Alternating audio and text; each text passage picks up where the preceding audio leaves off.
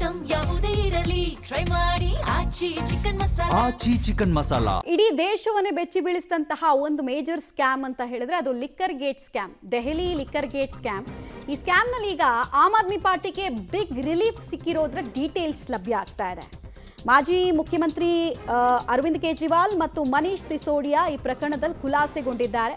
ಪ್ರಕರಣದಲ್ಲಿ ಇಬ್ಬರು ಕಳಂಕ ಮುಕ್ತರಾಗಿದ್ದಾರೆ ಅನ್ನೋದರ ಮಾಹಿತಿ ಸಿಗ್ತಾ ಇದೆ. ಅಬಕಾರಿ ಹಗರಣದಲ್ಲಿ ಜೈಲು ಪಾಲಾಗಿದ್ರು ಮನೀಶ್ ಸಿಸೋಡಿಯಾ.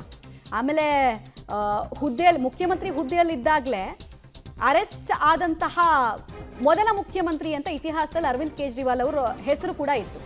ಆಮೇಲೆ ಅವರು ಬಿಡುಗಡೆ ಆದರು. ಬಟ್ ಈ ದೆಹಲಿ ಅಬಕಾರಿ ಸ್ಕ್ಯಾಮೇ ಆಮ್ ಆದ್ಮಿ ಪಾರ್ಟಿಗೆ ಈ ಸಲ ಅಧಿಕಾರದಿಂದ ದೂರ ಉಳಿಯುವಂತೆ ಮಾಡ್ತು, ಬಿಜೆಪಿಗೆ ವರದಾನ ಆಯಿತು ಅಂತೆಲ್ಲ ಮಾತಿತ್ತು. ಈಗ ಫೈನಲಿ ಕಳಂಕ ಮುಕ್ತರು ಅನ್ನೋದು ಗೊತ್ತಾಗ್ತಾ ಇದೆ.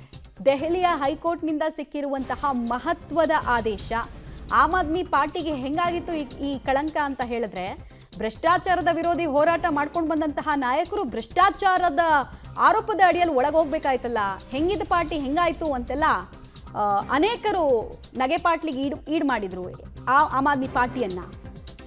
ತೀರ್ಪು ಹೊರ ಬರ್ತಾ ಇದ್ದ ಹಾಗೆ ಅರವಿಂದ್ ಕೇಜ್ರಿವಾಲ್ ಭಾವುಕರಾಗಿದ್ದಾರೆ, ಕಣ್ಣೀರು ಹಾಕಿದ್ದಾರೆ ಮತ್ತು ಸತ್ಯಕ್ಕೆ ಯಾವಾಗಲೂ ಜಯ ಸಿಕ್ಕೇ ಸಿಗುತ್ತೆ, ಸತ್ಯ ಗೆದ್ದೇ ಗೆಲ್ಲುತ್ತೆ ಅಂತ ಕೇಜ್ರಿವಾಲ್ ಅವರು ಭಾವಪರವಶರಾಗಿ ಕೆಲ ವಿಚಾರಗಳನ್ನು ಹೇಳಿದ್ರು.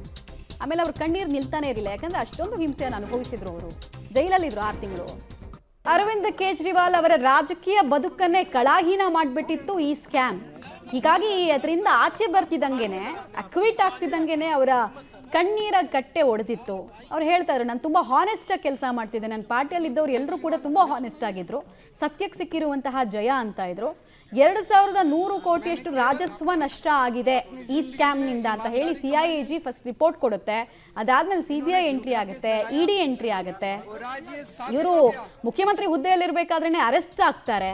2024ರಲ್ಲಿ 6 ತಿಂಗಳು ಜೈಲಲ್ಲಿ ಇರ್ತಾರೆ. ಇವ್ರ ಬದಲಾಗಿ ಅತೀಶಿ ಮುಖ್ಯಮಂತ್ರಿ ಆಗ್ತಾರೆ. ಆಮೇಲೆ ಪಾರ್ಟಿ ಸೋತಿದ್ದು ನಿಮ್ಗೆ ಗೊತ್ತೇ ಇದೆ. ಡೀಟೇಲ್ಸ್ ಕೊಡ್ತಾರೆ ಶಬೀರ್. ಈ ತೀರ್ಪು ಕೊಡಬೇಕಾದ್ರೆ ಕೋರ್ಟ್ ಗಮನಿಸಿರುವಂತಹ ಅಂಶಗಳು ಏನು, ಯಾವ ವಿಚಾರಗಳು ವರದಾನ ಆಯಿತು ಅರವಿಂದ್ ಕೇಜ್ರಿವಾಲ್ ಮತ್ತು ಮನೀಶ್ ಸಿಸೋಡಿಯಾಗೆ, ಏನಿದೆ ತೀರ್ಪಲ್ಲಿ?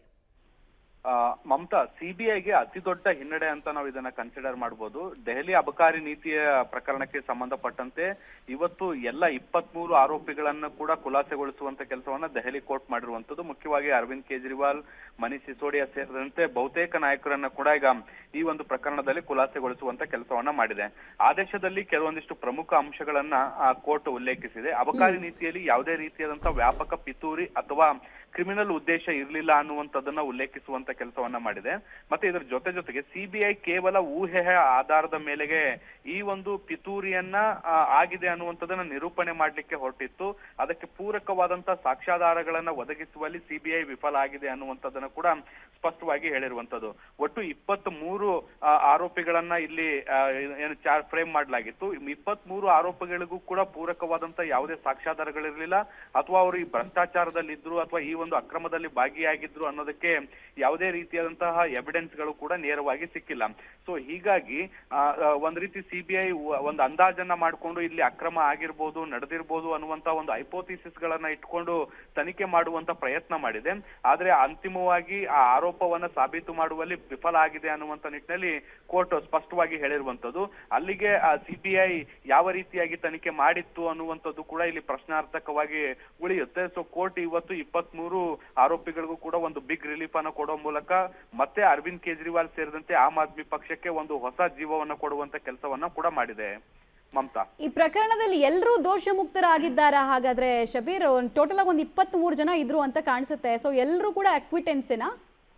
ಹೌದು, 23 ಜನ ಒಟ್ಟು ಆರೋಪಿಗಳು ಈ ಒಂದು ಪ್ರಕರಣದಲ್ಲಿದ್ರು. ಅದರಲ್ಲಿ ಮುಖ್ಯವಾಗಿ ಮನೀಶ್ ಸಿಸೋಡಿಯಾ, ಅರವಿಂದ್ ಕೇಜ್ರಿವಾಲ್, ಕವಿತಾ, ಹೀಗೆ ಬೇರೆ ಬೇರೆ ಪ್ರಮುಖ ನಾಯಕರನ್ನು ಕೂಡ ಹೆಸರಿಸಲಾಗಿತ್ತು. ಇವತ್ತು ಆದೇಶದಲ್ಲಿ 23 ಆರೋಪಿಗಳು ಕೂಡ ಏನು ಖುಲಾಸೆಯನ್ನಗೊಳಿಸುವಂತ ಕೆಲಸವನ್ನ ಮಾಡಿದ್ರು. ಮತ್ತೆ ಅವ್ರ ಮೇಲಿರುವಂತಹ ಆರೋಪಗಳು ನಿರಾಧಾರ ಅನ್ನುವಂತಹ ಅಂತಿಮ ತೀರ್ಮಾನಕ್ಕೆ ಕೂಡ ಬಂದಿರುವಂತದ್ದು. ಸಿಬಿಐ ಬಹುಶಃ ಈ ಒಂದು ಆದೇಶವನ್ನ ಪ್ರಶ್ನಿಸುವಂತ ಸಾಧ್ಯತೆಗಳು ಕೂಡ ಇದಾವೆ. ಮಮತಾ, ಧನ್ಯವಾದ ಶಬೀರ್ ತಮ್ಮ ಮಾಹಿತಿಗಾಗಿ. 2100 ಕೋಟಿ ಸ್ಕ್ಯಾಮು ಅಂತ ಬಿಜೆಪಿಗರು ಹೇಳ್ತಾ ಇದ್ರು. ಈಗ ಎಲ್ಲರ ಬಾಯಿನೂ ಮುಚ್ಚಿಸಿದಂಗಾಗಿದೆ ಕೋರ್ಟ್ನ ತೀರ್ಪು.